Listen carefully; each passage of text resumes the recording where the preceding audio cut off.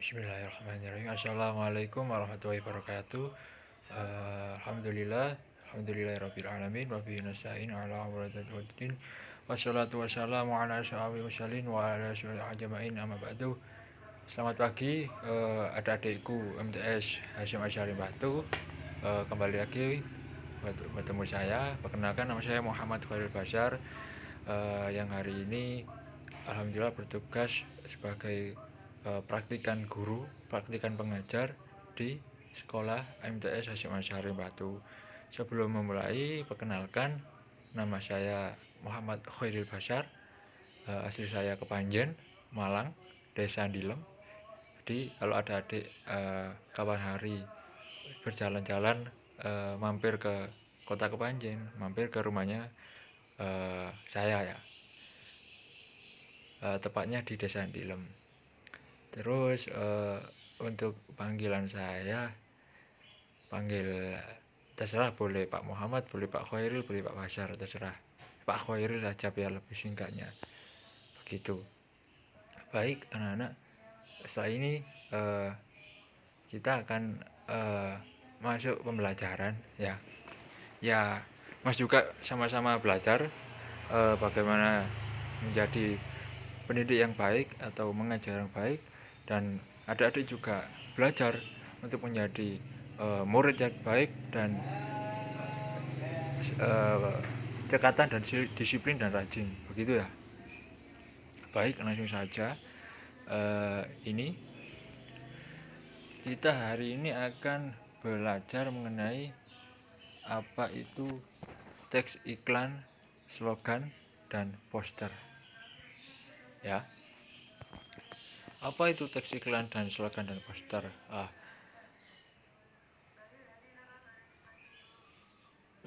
Teks iklan, slogan, poster menurut kompetensi dasar mengikuti KD-nya. Yang pertama, adik-adik nanti akan belajar untuk mengetahui apa itu unsur-unsur teks iklan, slogan, dan poster. Terus indikatornya bisa menyebutkan pengertian dan fungsi iklan, slogan, dan poster, mengidentifikasi, menelaah struktur iklan, dan menelaah kaedah kebahasaan iklan, slogan, dan poster. Begitu. Oh ya, lupa. Sebelum kita memulai, sebelum kita masuk materi, langkah baiknya kita berdoa dulu. Bismillahirrahmanirrahim. Raditu billahi robba, bi islami dina, Muhammadin nabiyya. Alhamdulillahirabbil alamin wa bi rahmatika arhamar rahimin. Amin. Semoga kita dalam melakukan pembelajaran mendapatkan berkah dan kesehatan walafiat, dan agar kita belajar itu biar semangat, konsentrasi banget, jadi mendapatkan kemanfaatan, keberkahan yang penting. Mendapatkan berkah, kalau tambah berkah kan tambah kebaikan, begitu. Oke, lanjut.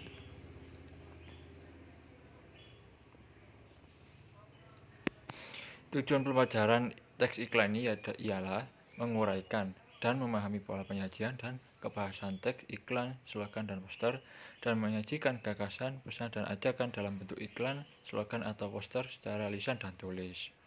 Jadi nanti adik-adik MTS Hasyim Asyari Batu ini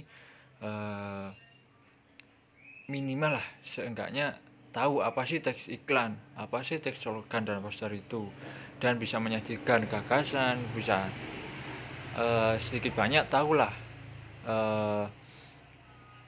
iklan secara pengertian, secara realnya, contohnya, dan sebagainya lainnya, begitu.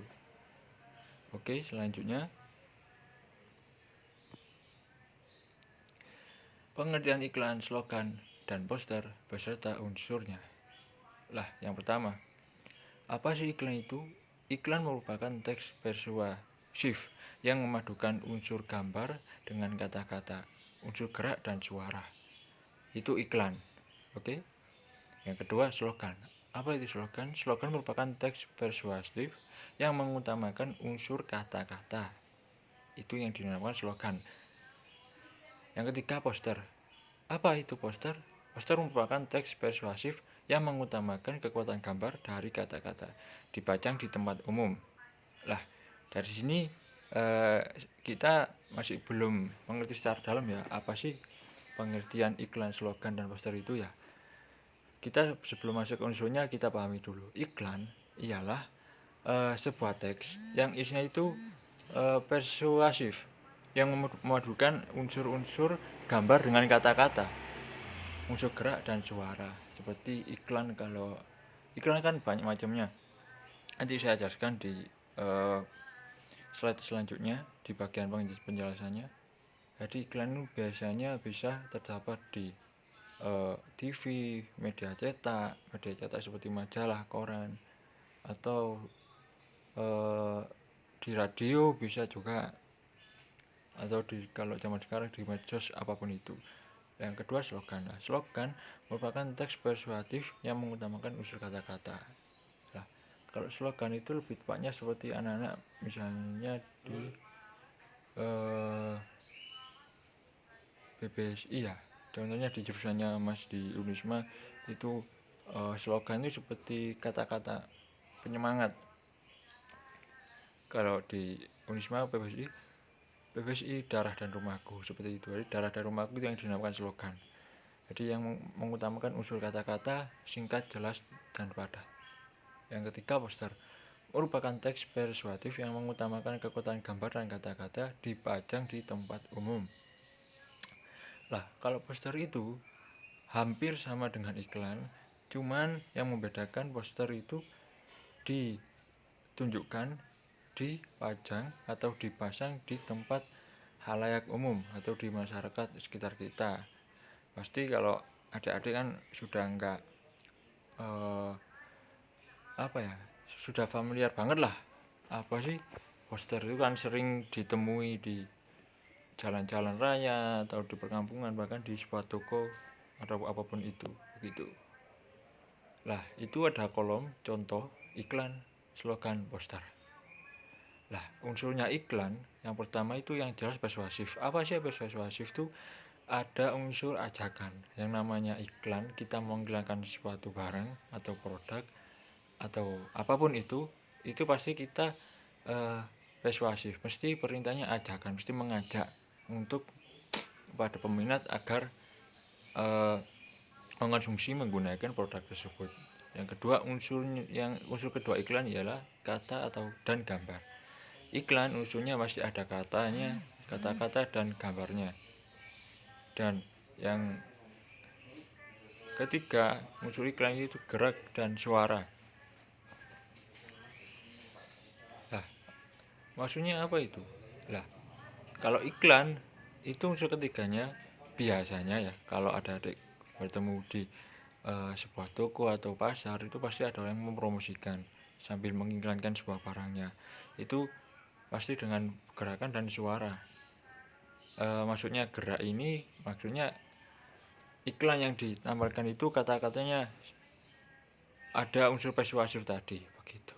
Ya, langsung saja yang slogan sama persuasif ajakan, yang kedua kata. Nah, yang ketiga yang membedakan iklan dan poster dengan slogan ialah padat dan jelas. Seperti tadi, kalau di jurusannya saya, Mas Aril tadi, itu seperti contoh jurusan tadi, slogan jurusan saya BPSI, padat dan jelas, begitu.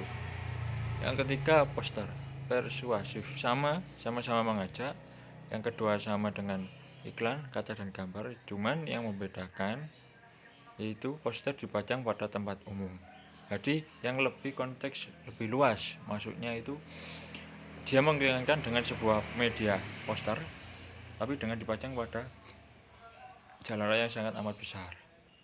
Oke, kita lanjut ya. Jadi mudahnya begini, iklan itu mempunyai unsur 3, persuasif, pasti kata dan gambar. Yang kedua, gerak dan suara. Slogan persuasif, padat dan jelas. Yang ketiga, poster persuasif, dipajang pada tempat umum, begitu. Oke, lanjut. Fungsi iklan, slogan, dan poster. Lah, ini fungsi iklan, slogan, dan poster. Bahwasanya iklan, slogan, dan poster itu memiliki fungsi tersendiri. Jadi tidak semua, meskipun bentuk fisiknya iklan, slogan, poster hampir sama, tapi secara fungsi mereka implementasinya berbeda-beda. Jadi penerapannya itu berbeda-beda. Yang pertama iklan, fungsi iklan untuk mengkomunikasikan pesan, bersifat komersial, berhubungan dengan perdagangan. Pasti namanya iklan itu berhubungan dengan perdagangan atau bisnis atau apapun itu, atau bisa jadi seperti promosi iklan les atau pembelajaran atau apapun itu. Jadi nggak terbatas. Yang ketiga bersifat sosial. Yang keempat bersifat pribadi. Oke, lanjut. Yang kedua slogan, mutu. Jadi fungsi slogan sendiri itu mutu atau semboyan. Apa sih mutu atau semboyan? Sebagai tuntunan atau pedoman kita untuk semangat dalam beraktivitas. Yang kedua lebih mengutamakan kepadatan makna dan kehematan kata-kata. Jadi slogan itu mudah sekali. Karena dari kedua macam tadi, iklan dan poster, slogan itu sendiri mesti kata-katanya yang disampaikan itu singkat, padat, dan jelas. Seperti tadi, darah dan rumahku. Seperti contoh lain, Maxim, murah di kantong, atau apapun itu yang dinamakan slogan. Yang ketiga poster.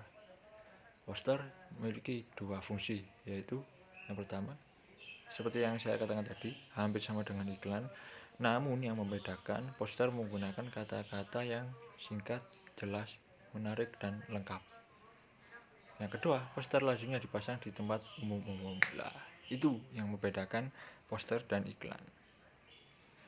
Sedangkan poster itu sendiri lebih kompleks daripada iklan. Iklan kan hanya sebatas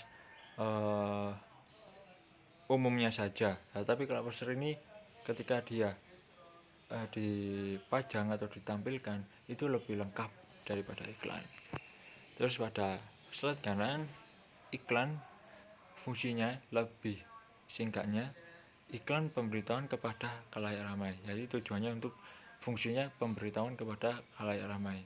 Yang kedua, slogan umumnya digunakan sebagai tuntunan atau pedoman hidup seperti yang saya katakan tadi. Yang ketiga, poster adalah plakat atau kata-kata yang digambar yang dipajang di tempat umum. Begitu. Oke, kita lanjut pada slide selanjutnya, yaitu struktur iklan, slogan, dan poster.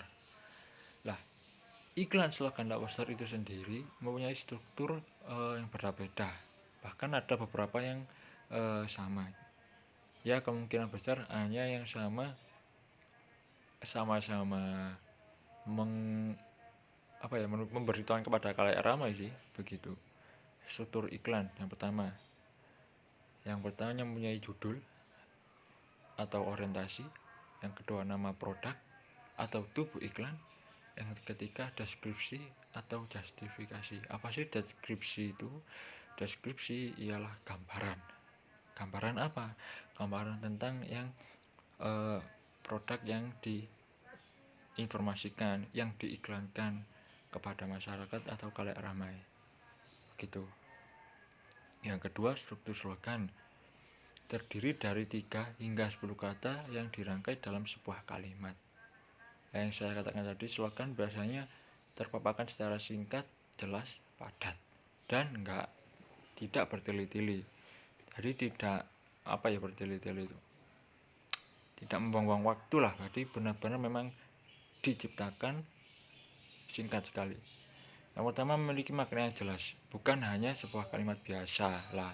Namun slogan strukturnya nggak boleh, meskipun singkat, padat, dan jelas, nggak boleh menggunakan diksi kalimat yang biasa. Misalnya, yuk kita batuk lah, itu kan apa ya? Bukan slogan kalau itu namanya nggak jelas. Terus kalimatnya juga biasa sekali. Terus apa tujuannya itu diberitahukan kepada khalayak ramai. Yuk kita batuk, Kak. Kalau batuk kan ya sakit sendiri, nggak usah ajak ikut temannya sakit juga, begitu ya. Gitu. Yang kedua memiliki tujuan nyata dalam pembuatannya. Jadi yang saya katakan tadi, strukturnya slogan harus jelas dalam pembuatannya, harus nyata. Jadi nggak boleh, kalau bahasa sekarang itu PHP, nggak boleh, dosa besar nanti.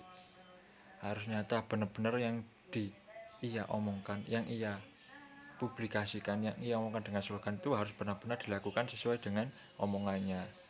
Jadi harus sama antara mulut sama tangan, seperti yang kita ketahui dalam pelajaran agama, begitu. Yang ketiga, memiliki target audiens atau pembaca. Jadi slogan umumnya itu disuarakan, diperlihatkan secara sama-sama.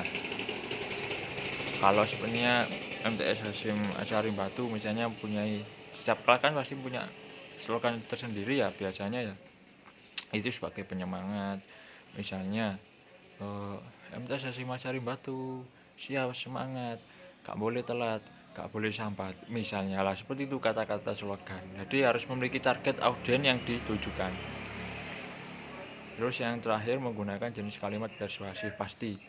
Persuasif itu pasti, karena sifat dari iklan, slogan, dan poster itu tidak terlepas dari persuasif, mengajak, ajakan untuk menunjukkan produknya, begitu. Yang selanjutnya, struktur poster. Struktur poster bahasanya mudah untuk dimengerti. Kalimat yang digunakan pendek, jelas, menarik, dan punya makna tertentu. Merupakan kombinasi antara tulisan dan gambar. Maaf, itu salah tulis ya, tipu. Jadi poster itu sendiri yang membedakan dengan iklan, dia ditujukan pada halayak umum, namun secara struktur kalimatnya pendek, jelas, menarik, punya makna tertentu. Yang kedua, merupakan kombinasi antara tulisan dan gambar. Kalau iklan kan tidak. Kalau iklan kan terdiri dari 3, jadi hanya judul, nggak ada gambar, nama produk, dan deskripsi. Selanjutnya, ini contoh dari struktur iklan. Yang seperti yang saya katakan tadi, seperti contoh iklan semen 3 roda. Struktur teks yang kiri itu sebagai contoh orientasi tubuh iklan justifikasi, yang kanan sebagai bahan contohnya teks. Yang pertama, aku sih percaya, tapi sama semen 3 roda. Itu judul dari sebuah awalan atau prolog, sebuah pembuka dari teks iklan, yaitu yang dinamakan orientasi. Seperti ya tadi, tidak terlepas dari persuasif sifatnya. Yang kedua, tubuh iklan. Bagusnya yang terpercaya, bagusnya semen 3 roda. Ini dari isi atau inti dari teks iklan itu sendiri, yaitu sifatnya mengajak. Terus kata-katanya meskipun tidak singkat banget dan tidak juga terlalu bertele-tele, jadi menunjukkan bahwa semen 3 roda itu memang benar-benar berkualitas dan terpercaya dan tidak akan mengecewakan. Itu yang dimaksud tubuh iklan. Jadi isi dari sebuah struktur iklannya. Yang terakhir, justifikasi atau deskripsi. Dalam contoh itu teks semen 3 roda, kokoh, terpercaya. Dan diyakini, kalau bahasa Arabnya kan ditaukiti ya, sebagai penguat bahwa justifikasi, deskripsi ini gambaran penguat bahwasanya memang semen 3 roda ini memang benar-benar ketika dikonsumsi pasti akan membuat orang-orang terpercaya, begitu. Jadi memang menunjukkan produk ini tidak main-main, memang benar-benar produk yang sangat bagus dan layak digunakan atau dikonsumsi oleh masyarakat, begitu. Mudah kok struktur iklan itu, contohnya seperti itu. Misalnya contoh lain, Denko ya, susu Denko di orientasinya contohnya. Aku lebih senang minum susu Denko, itu orientasi, itu berikan. Bagusnya susu Denko, dia diciptakan oleh orang-orang yang sudah ahli dalam bidangnya. Yang ketiga, yang justifikasi, pasti Denko memang sudah dari dulu kesehatan yang nggak terlalu begitu. Itu yang dicontohkan oleh struktur teks yang dimaksud teks orientasi, tubuh iklan, justifikasi. Oke, yang selanjutnya struktur teks slogan. Lah, seperti yang saya katakan tadi.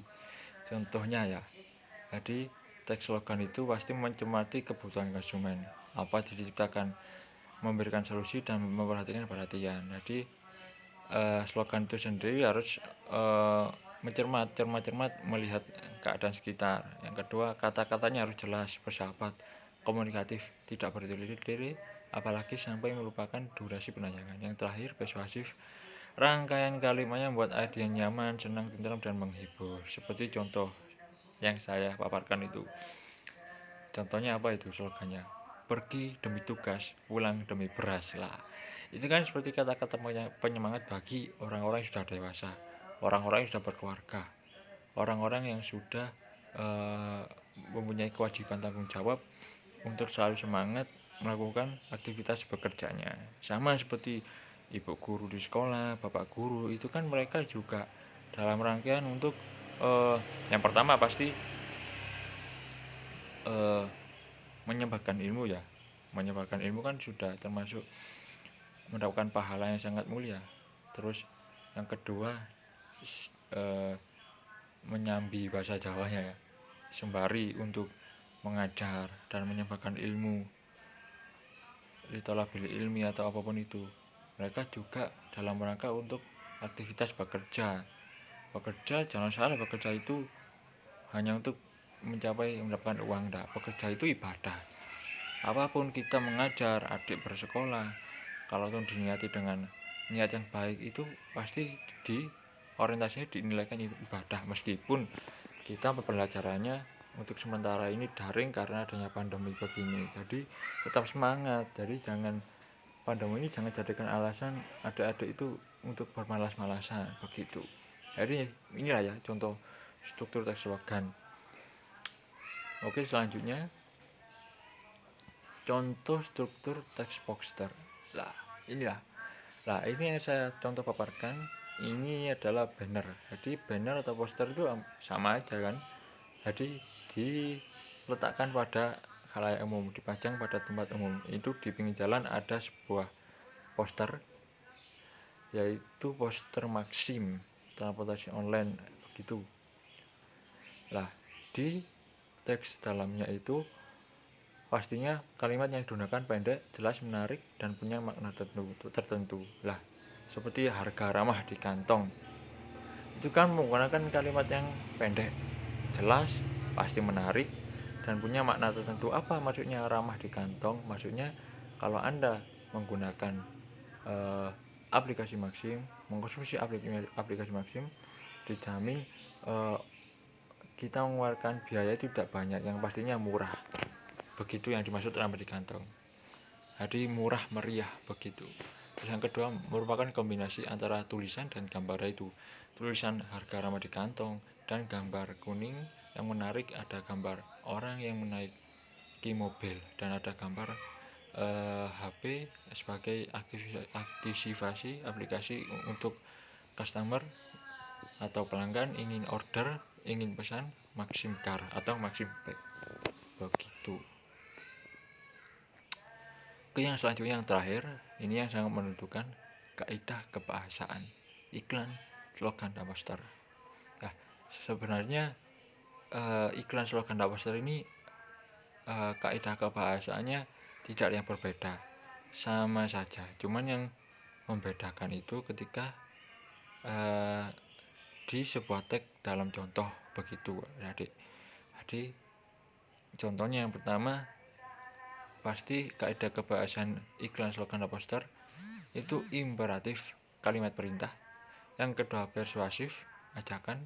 Yang ketiga puitis. Maksudnya puitis ini bukan kata-kata majas atau apapun itu, bukan. Itu kan nanti di bab kita sendiri ya, ada babnya selanjutnya. Maksudnya itu kaidah kebahasaannya singkat. Diksi pemilihan katanya tidak boleh yang rumit, harus yang jelas. Misalnya ingin contoh anak zaman sekarang ya, ingin menyatakan cinta pada seseorang, Aku cinta, ya cinta, gak boleh berkata sayang, gak boleh rindu, ya cinta, seperti itu contohnya. Kata-kata puitis begitu. Yang keempat, berkesan positif. Jadi produk, kaidah kebahasaan, iklan, slogan, dan poster itu harus mempunyai hal positif bagi audien dan orang yang memberikan pengiklanan slogan atau poster itu. Kalau negatif, itu bukan dinamakan iklan, slogan, dan poster begitu, karena ini sudah menjadi rumus kaidah kebahasaannya. Yang terakhir, mengatasi masalah. Setidaknya meskipun tidak mengatasi masalah, kaidah kebahasaannya seenggaknya sudah menjadi peran membantu bagi masyarakat begitu. Oke, begitu. Yang selanjutnya lah, ini anak-anak mungkin bisa latihan soal ya, sebelum yang mulai awal tadi, mulai pengertian sampai akhir. Agar apa ya, adik-adik biar lebih paham, meskipun secara terang ini tadi adik-adik sedikit pasti paham, setidaknya kita harus merealisasikan, menunjukkan bahwa kita benar-benar tahu, benar-benar paham apa sih iklan slogan itu. Nah, adik bisa mengerjakan di apa pengertian dari latihan soal ini. Oke, terima kasih. Lah, gitu ya, adik-adik, itu yang saya bisa sampaikan. Jadi pokoknya jangan bermalas-malasan, tetap semangat, apalagi di masa pandemi ini. Harus tetap jaga kesehatan lah, harus jaga kesehatan. Karena apa ya, kita gak boleh menganggap remeh penyakit COVID-19 ini, karena memang benar-benar adanya, toh dampaknya juga banyak sekali, terus akibatnya juga banyak sekali yang terdampak oleh COVID-19 begitu. Terima kasih, itu yang saya bisa sampaikan. Terima kasih, sebelumnya minta maaf. Semoga apa yang saya sampaikan tadi bermanfaat bagi saya sendiri dan adik-adik MTS Hasyim Asyari Batu. Yuk, sebelum kita menutup pembelajaran, tetap semangat ya, budayakan senyum, dan senyum. Oke, saya tutup. Alhamdulillahirrahmanirrahim. Rabbi zidni ilma warzuqni fahma birahmatika ya arhamar rahimin. Alhamdulillahirabbil alamin. Wabil taufiq wal hidayah, waridul inayah. Wassalamualaikum warahmatullahi wabarakatuh.